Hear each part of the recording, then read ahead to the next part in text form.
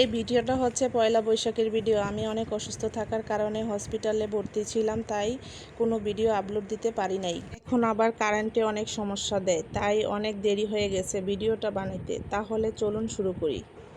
প্রথমে একটা ভুল হয়েছে, রান্নার আগে কি করেছি, আবার ওদের বাসায় যাওয়ার ভিডিও কিছুই নিতে পারি নাই। এই তো সব রান্নার ভিডিও একটু একটু করে নিলাম। ও কথা বলতে বলতে সব রান্নার ভিডিও আপনাদের দেখাই দিলাম। কোনো কিছুর উপকরণ বলিনি, বলতে বলতে ভিডিও অনেক বড় হয়ে যাবে। এমনি ভিডিও অনেক বড় করে ফেলছি। পহেলা বৈশাখের দিন এটাই ছিল আমার বোনের বাসার দাওয়াতের ভিডিও। পয়লা বৈশাখে কি করলাম এবং কি খাইলাম, কোথায় ঘুরতে গেলাম, সব থাকছে আজকের ব্লগে। আসসালামু আলাইকুম, সবাই কেমন আছেন? আশা করি ভালো আছেন। সবাইকে শুভ নববর্ষের শুভেচ্ছা। রান্নাটা শেষ করার পর দুপুরে খাবার খাওয়ার পর একটু রেস্ট করে তারপর চলে গেলাম মোহনপুরে।